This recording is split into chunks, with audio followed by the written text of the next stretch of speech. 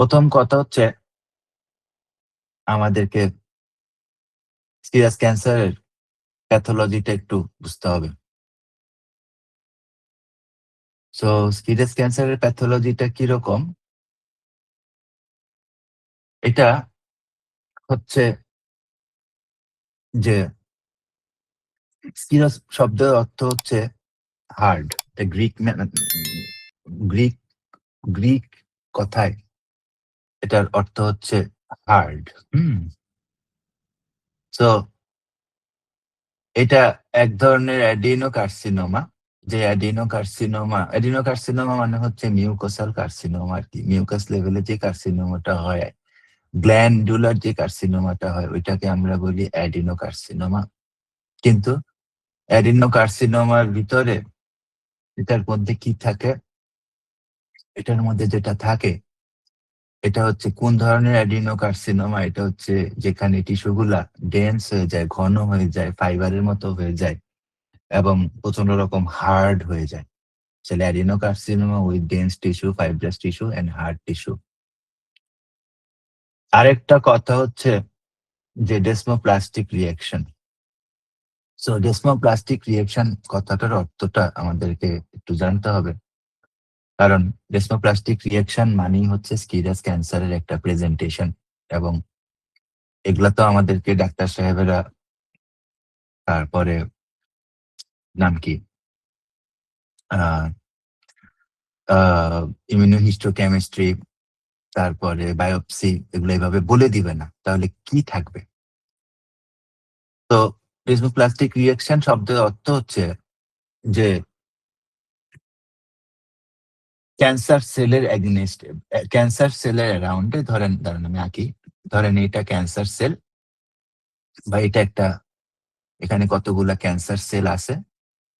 ধরেন এখানে কতগুলা ক্যান্সার সেল আছে। এটার অ্যারাউন্ড এ দাঁড়ান এটাকে আমি উম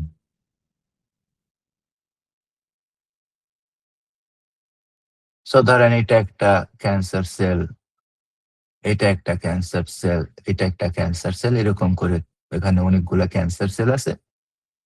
আর এইটার এগেইনস্ট এ একটা যে টিস্যু গুলা আছে, ধরেন এই যে টিস্যু গুলা আছে, এই টিস্যু গুলা আমার আঁকাটা ঠিক হচ্ছে না।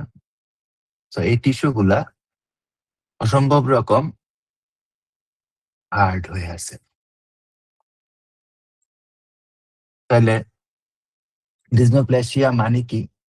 ডিসনোপ্লাসিয়া মানে হচ্ছে যে ফাইব্রাস কানেকটিভ টিস্যু যখন একত্রিত হয়ে যায় তখন এটাকে আমরা ডিসনোপ্লাসিয়া বলি। তো এটার মেকানিজম কি? মেকানিজম হচ্ছে ক্যান্সার সেল কি করে এখানে এক্সেসিভ কোলাজেন এবং ইলাস্টিক ফাইবারের একটা চারপাশে একটা তৈরি করে। সোজা কথা হচ্ছে যখন ইনফিল্ট্রেশন হয়, যখন সেল ভিতরের দিকে ঢুকতে থাকে, চারপাশের যে জায়গাগুলা আছে, এই জায়গাগুলা শক্ত হয়ে যায়। হুম? এবং এই জিনিসটাকে আপনারা যখন বায়োপসি রিপোর্ট পান, তখন আপনারা কি দেখেন? আপনারা লেখা দেখেন ইনভেসিভ ম্যালিগন্যান্সি অথবা ইনভেসিভ কার্সিনোমা। যেমন ductal carcinoma, carcinoma of the milk duct, ductal carcinoma. তো তখন আপনারা কি দেখেন? তখন আপনাদেরকে বলে যে না এটা হচ্ছে ইনভেসিভ ম্যালিগন্যান্ট কার্সিনোমা বা ইনভেসিভ কার্সিনোমা, ডাক্টাল কার্সিনোমা। পেটের যে ক্যান্সার গুলা সাধারণত এরকম থাকে। হুম? সো এটার নাম হচ্ছে ডিসনোপ্লাসিয়া। সো ডিসনোপ্লাসিয়া যেখানে থাকে সেখানে স্কিরাস ক্যান্সার এর সেটাই স্কিরাস ক্যান্সার। স্কিরাস ক্যান্সারের সাথে স্কিন আমি সম্পর্ক কি এটা একটু পরে বলতেছি। আগে জিনিসটা বুঝাইয়া নিই। কারণ আমি দেখছি, আমি আজকে সকালে বইসা মার্ফির বইটা দেখতেছিলাম। এইটা কোথাও লেখা নাই হোমিওপ্যাথিতে। আশ্চর্য লাগে যে স্কিরাস ক্যান্সারটাকে ডাক্তারেরা কিভাবে বাইর করবে? স্কিরাস ক্যান্সার যদি না বাইর করতে পারে তাইলে কোন ঘোড়ার ডিম থেকে আসলে সে মানে স্কিরিনাম ব্যবহার করবে এবং সেখানকার কি জাস্টিফিকেশন কি? এইটার কিন্তু কোনো কোথাও লেখা নাই। হোমিওপ্যাথি অত্যন্ত এতিম জিনিস। ওকে, এরপরে আমরা আসি। তাইলে আমাদেরকে খুব মানে ব্যাপার হচ্ছে ১ম এ বেসিকটা কইরা নেওয়া যে সিরাস ক্যান্সার এর সমস্ত প্যাথোলজি সম্পর্কে খুব ভালোভাবে জানা। ব্রেস্টে কিভাবে হয়, কি জানি না পেটে কিভাবে হয়, এটা খুব ভালোভাবে জানা। তাহলে আমরা সিরিনামটাকে কানেক্ট করতে পারবো। নতুবা কিন্তু সব ক্যান্সারের কেসে আমরা কি করব? অপগণ্ড মূর্খদের মতো আমরা খালি কার্সিনোসিনাম, কার্সিনোসিনাম করব। তো গ্রস ক্যারেক্টারিস্টিক্স যেটাকে আমরা সায়েন্টিফিক ভাষায় মাইক্রোস্কোপিক ক্যারেক্টারিস্টিক্স বলি, সেখানে এটা কি থাকে? স্টোনি হার্ডনেস থাকে। যেমন ব্রেস্ট ক্যান্সারের রোগীরা এসে কি বলে? যে বুকের উপরে ওদিনকে আপনাদেরকে একটা রোগী দেখাইছিলাম। মনে আছে? কি বলতেছিল? উপরে কি বলতেছিল? যে নিপলের উপরে 12 ও ক্লক পজিশনে মানে ঠিক এই জায়গায়, এই জায়গায়। 12 ও ক্লক মানে কি ২ টা কাঁটা এখানে না? সো 12 ও ক্লক পজিশনে একদম অনেক হার্ড। তো এই যে এইটা হচ্ছে স্টোনি হার্ডনেস, কার্টিলেজিয়াস হার্ডনেস। এটা হচ্ছে গ্রস প্যাথোজেন ক্যারেক্টারিস্টিক্স এর একটা। হ্যাঁ? আচ্ছা, যখন কাট করা হবে, যখন টিস্যুটাকে কাইটা ফেলানো হবে বায়োপসির জন্য বা করার জন্য, তখন টিস্যুটার কালার কিরকম থাকবে? গ্রে হোয়াইট কালার থাকবে। হুম? এবং স্কিরাস কার্সিনোমা যেগুলা হয়, এগুলো আপনারা গ্রেড দেখবেন একটু পরে। ক্লাস বড় হবে কিন্তু। স্কিরাস কার্সিনোমা যেগুলা হয়, সেগুলা আপনারা গ্রেড দেখবেন একটু পরে। সেখানে দেখবেন যে এরা অত্যন্ত ইনভেসিভ লেভেলের হয়। যত বেশি ইনভেসিভ ক্যান্সার হয়, তত বেশি যে বর্ডার আছে, বর্ডার গুলা বুঝা যায় না। যত বেশি ইনভেসিভ ক্যান্সার হয়, তত বেশি বর্ডার গুলা বুঝা যায় না। তো এই কারণে এখানে স্ট্রাকচারে পুয়ারলি ডিফাইন্ড বর্ডারস এই কথাটা আসছে। হুম? তো এখন আমরা আরেকটু আগাই, আগাই।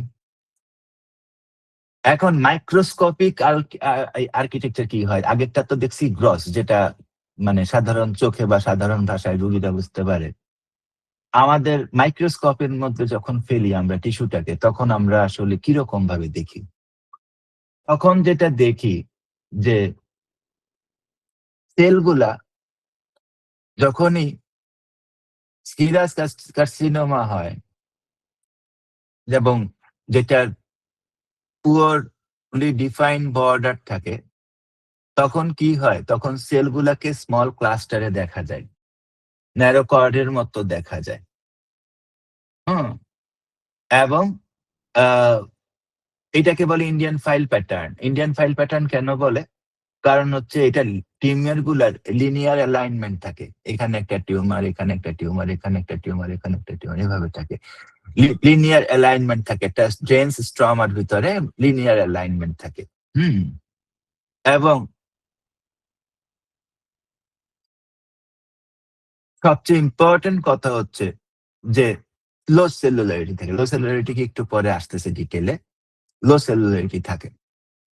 এখন আসেন আমরা দেখি গ্যাস্ট্রিক সিরাস কার্সিনোমা বা adenocarcinoma of the bowel, bowel ক্যান্সারে, পেটের ক্যান্সারে মানুষের মধ্যে কি হয়? কি হয়?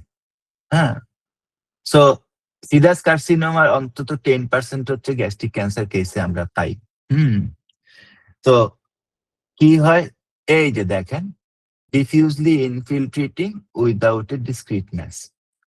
তো diffusely infiltrating without a discrete mass এর কথাটার অর্থ হচ্ছে যে ইনফিল্ট্রেশন হচ্ছে, ইনফিল্ট্রেশন এর লাইনিং বোঝা যাচ্ছে না। হ্যাঁ? এবং ম্যাচটা ডিসক্রিট না। মানে কোন লাইনিংই বোঝা যাচ্ছে না। হুম? এবং ইনফিল্ট্রেশনটা কি হচ্ছে? এটা যখন আপনি বায়োপসি পাবেন বা বায়োপসি মাইক্রোস্কোপে দেখবেন, আপনি দেখবেন যে ইনফিল্ট্রেশন কি হচ্ছে? ইনফিল্ট্রেশন হচ্ছে হাইলি অ্যাগ্রেসিভ ইনফিল্ট্রেশন হচ্ছে। হ্যাঁ? এবং মেটাস্ট্যাসিস আছে। হুম? প্রত্যেকটা স্কিরাস ক্যান্সার, প্রত্যেকটা স্কিরাস কার্সিনোমা অনেক বেশি মেটাস্ট্যাটিক কার্সিনোমা। যেমন মহিলাদের সরি ব্রেস্ট ক্যান্সার যে হয়, ব্রেস্ট ক্যান্সার হলে ডাক্টাল ক্যান্সার ইনভেসিভ কার্সিনোমা যখন হয়, তখন কি হয়? ৩ মাসের মধ্যে কি হয়ে যায়? ৩ মাসের মধ্যে ব্রেস্টে চলে যায়। ৪ মাস, ৫ মাস, ৬ মাসের মধ্যে বনে চলে যায়। না? হ্যাঁ? ১২ মাস, ১৫ মাস, ১৮ মাসের মধ্যে সারা বডিতে ছড়াইয়া পড়ে। এরপরে কারোটা ব্রেইনে যায়, কারোটা ইউটেরাসে যায়, কারোটা হাঁটুতে যায়। কারো কোনো ঠিক নাই। এই লেভেলে মেটাস্ট্যাসিস হয়। আগুনের মতো মেটাস্ট্যাসিস হয়। হুম? আর যদি তার ডায়েট ঠিক না থাকে, ক্যান্সার ম্যানেজমেন্টের যেটা আমাদের TCM আছে, ট্র্যাডিশনাল চাইনিজ মেডিসিন আছে, যেটা আমাদের আয়ুর্বেদ আছে। ওরা ক্যান্সার ম্যানেজমেন্টের মূল জায়গাটা কি রাখছিল? ওরা বলছিল যে ক্যান্সার ম্যানেজমেন্টের মূল জায়গাটা হচ্ছে ডায়েট। যদি ডায়েট ঠিক না থাকে, তো সাধারণ ক্যান্সারেও মানুষ কি করতে হবে? মানুষ মরে যাবে। হুম? অসুস্থ হয়ে।